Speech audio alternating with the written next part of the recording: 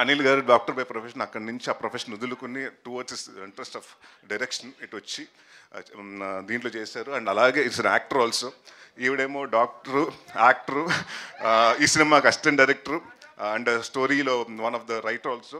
So Kamakshi again I know her from a long time. And ఇదివరకు మారేడుమిల్లి ప్రజానికి cinema చేసాం. And she's a very fantastic అంటే ఒక fine artist and natural artist. మన తెలుగుకి అమ్మాయి మంచి తెలుగు అమ్మాయి మంచి న్యాచురల్ ఆర్టిస్ట్ దొరికిందని మనం డెఫినెట్గా గర్వపడవచ్చు. అండ్ అలాగే మా రమేష్ గారు, మా డిఓపి గారు, అంటే ఎంత ఫాస్ట్ అంటే 41 డేస్లో ఫినిష్ చేసామండి సినిమా. అంటే 2 కెమెరాలు పెట్టుకుని జనరల్గా ఒకటి మిడ్ ఒకటి క్లోజ్ పెట్టుకుంటారు. కానీ ఇంత మేము చేసింది ఏంటంటే ఒక హౌస్లో చేసాం, చాలా వెరీ కాంపాక్ట్ హౌసెస్లో చేసినప్పుడు ఇక్కడ ఈ రూమ్లో ఒక కెమెరా, అక్కడ లైటింగ్ జరిగిపోతుంటుంది, ఇక్కడ షూట్ జరుగుతుంటే నెక్స్ట్ రూమ్లో ఇంకొకటి జరుగుతుంటుంది. అంటే కెమెరా లిటప్ రెడీ అయిపోతుంటుంది. సో మేము వెళ్ళి షర్ట్ మార్చుకుని వెళ్ళి ఆ సీన్ చేసి వచ్చేయటం. సో అంటే ఆర్టిస్ట్ డేట్ల వల్ల చాలా కొన్ని మేము ఫినిష్ చేయాల్సి వచ్చింది. అంటే వాళ్ళ పోర్షన్స్ వరకు ఫినిష్ చేయాల్సి వచ్చింది. సో అంటే using it both the cameras and అంటే ఎంత ఎఫెక్టివ్గా డైరెక్టర్ ఏమనుకుంటున్నారు ఆయనకంటే ముందు అంటే వీళ్ళందరూ ఒక టీమ్ వర్క్ అండి. బేసిక్గా దే బీన్ ట్రావెలింగ్ ఫ్రమ్ పొలిమేర 1, 2 కాబట్టి దే నో. అంటే వాళ్ళకి నాని గారు కానివ్వండి, అనిల్ గారు కానీ వాళ్ళు ఏమనుకుంటున్నారు మైండ్లో అనేది చాలా ఈజీగా తెలుసు. సో ఇట్స్ అలాంటి డిఓపి ఈ సినిమాకి దొరకటం డెఫినెట్గా మా అదృష్టం. అండ్ డెఫినెట్గా విల్ హోప్ అంటే సార్ మళ్ళీ మన సినిమాలు చేయాలి. ఎందుకంటే నాకు సెట్కి వచ్చిన తర్వాత కూర్చోబెట్టకూడదు, ఫాస్ట్గా చేస్తూ ఉండాలి. సో అంత ఫాస్ట్గా చేసి అంత అంటే బడ్జెట్ ఫ్రెండ్లీగా ప్రొడ్యూసర్కి అలాగే ఎక్కడ ఎవరికి ఇబ్బంది లేకుండా చాలా అంటే ఎక్కడ అరుపులు కేకలు ఎప్పుడు ఉండేది కాదండి. Very silent person but it's work will definitely show. And మా భీమ్స్ గారు రండి. ఈయన గురించి చెప్పాలంటే ఫస్ట్ మేము వైఆర్డి బ్లాక్బెర్రీ ఫోన్లే అన్న సాంగ్ ఆయన వినిపించినప్పుడు చాలామందికి నచ్చలే. ఇదేంటి సాంగ్ ఇలా ఉంది, సర్ర ఏంటి అది ఇదని చాలామంది చెప్తే నేను బాగా నమ్మాను. లేదంటే కొడతది ఆ సాంగ్ నమ్మండి అంటే ఆ సినిమా చాలామంది అండి అప్పుడు ఆ సినిమా చేసినప్పుడు డైరెక్టర్స్ కానివ్వండి, ప్రొడ్యూసర్స్ కానీ అందరికి వచ్చిన డౌట్ ఉండేదండి. దాని తర్వాత లేదంటే కైలాష్ గారు పాడితే బాగుంటుందని ఆ సినిమా ఆ సాంగ్ అలా హిట్ అయింది. అండ్ బాబు రాంబాబు అన్న సినిమా అసలు సాంగే లేదు ఆ సినిమాలో, కేవు కేకలో. ఈయన ఒకరోజు గోల్కొండ హోటల్లో షూటింగ్ జరుగుతుంటే కేవు కేక అప్పుడు వచ్చారు. ఒక ట్యూన్ ఇవ్వాలండి మా క్లైమాక్స్కి సాంగ్కి. ఆయన ఏదో చేస్తుంటే నాకు నచ్చలేదు. దాని తర్వాత నేను చెప్పాను అంటే మొహమాటం లేకుండా చెప్పేసి అంటే చాలామందికి ఏంటంటే తీసుకోలేరు, నో అంటే తీసుకోలేరు.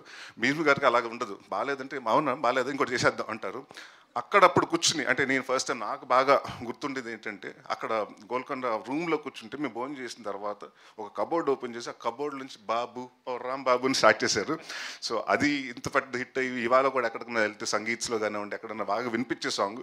సో నాకు కెరియర్ బెస్ట్ సాంగ్స్లో కమల గారు నిండు నూరేళ్ళ సావాసం అలా ఇచ్చారు. దాని తర్వాత 2 సాంగ్స్ మీరే ఇచ్చారు. అండ్ ఈ సినిమాకి వచ్చేటప్పుడు మా ఛాలెంజ్ ఏంటంటే డెఫినెట్గా మెలోడీస్ అండ్ డెఫినెట్గా ఈ సాంగ్లు ఎరకొడతారని తెలుసు కానివ్వండి. మా ఇద్దరికి ఛాలెంజ్ ఏంటంటే ఆర్ఆర్. ఎందుకంటే ఇప్పటివరకు ఈయన చేసిన సినిమాలన్నీ కమర్షియల్ సినిమాలు, అది ఒక రకమైన ఇదండి. బట్ ఈ సినిమాకి ఏంటంటే ఇలాంటి సస్పెన్స్ థ్రిల్లర్కి డెఫినెట్గా ఆ మ్యూజిక్ చాలా ఎర్కీగా ఉండాలి, మన ఏదో హాంట్ చేస్తూ ఉండాలండి. సో ఐ థింక్ మీ ఇద్దరు మాట్లాడుకున్నప్పుడు this going to be big challenge. అంటే ఆయన ఛాలెంజ్ని చాలా స్పోర్టివ్గా తీసుకున్నాడు, ఇదిగా తీసుకునండి. డెఫినెట్గా ఈ సినిమా రిలీజ్ అయిన తర్వాత నా గురించి ఎంత రాస్తారో తెలియదు కానీ భీమ్స్ గారి గురించి మాత్రం 4-5 లైన్స్ ఎక్కువ రాస్తారు ఆయన, ఎస్పెషలీ బ్యాక్గ్రౌండ్ స్కోర్ గురించి. And I'm very proud. And ఎప్పుడో రావాల్సిన సక్సెస్ ఇప్పుడు వచ్చింది. ఆయన నెవర్ లేట్, ఎప్పుడు లేదు. బట్ ఇంకా పెద్ద సక్సెస్ అయ్యి ఇంకా భారీ ప్రాజెక్టులు పాన్ ఇండియా ప్రాజెక్టులు కూడా చేయాలని కోరుకుంటున్నాను. ఆల్ ది బెస్ట్ భీమ్స్ గారు. అండ్ ఇప్పుడు మోస్ట్ ఎలిజిబుల్ బ్యాచులర్ జీవన్ గారి గురించి మాట్లాడుకుందాం. ఇంతే ఇలాగే అందరితోటి ఇక్కడ ఎంతమంది మగాళ్ళు ఉంటే మాట్లాడ్డా ఆయన సెట్లో కూడా అంతే. ఎక్కడ ఆడవాళ్ళు ఉంటే అక్కడికి వెళ్ళిపోయి మాట్లాడుతుంటాడు. So very fantastic person and very అంటే చాలా సెట్లో కూడా ఎందుకంటే మీరు చాలా సీరియస్ సినిమా ఇంటెన్స్ సినిమా చేస్తున్నాం. ఆ మూడ్లు అలా మెయింటైన్ చేస్తుంటే కూడా ఆ మూడ్ని వచ్చి చెడగొట్టడం ఉండేవాడు ఈయన చాలా. అంటే చాలాసార్లు అంటే ఆయనకి ఏం లేదు, ఎవరన్నా ఒక జోక్ చెప్తే చాలా నవ్వేస్తుంటాడు, ఇంకంతా స్పాయిల్ అవుతుంటుంది. బట్ వెరీ అంటే చాలా ఎంజాయ్ చేస్తాం. ఆయన వంటలు కూడా తినిపించారు తీసుకొచ్చి. Is a very good chef again, అంటే multi talented. Thank you sir, thank you sir. And thanks Rai. And ఆయన్ని మనం కమెడియన్గా చూస్తాం, విలన్గా చూస్తాం. బట్ ఈ సినిమాలో బి డిఫరెంట్ షేడ్ అండి.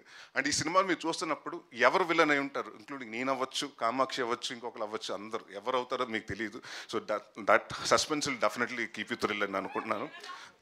అండ్ దేవ్ గారు ఆల్ ద వెరీ బెస్ట్ అండి. థ్యాంక్ యూ ఫర్ 2 మంచి సాంగ్స్ ఇచ్చారు.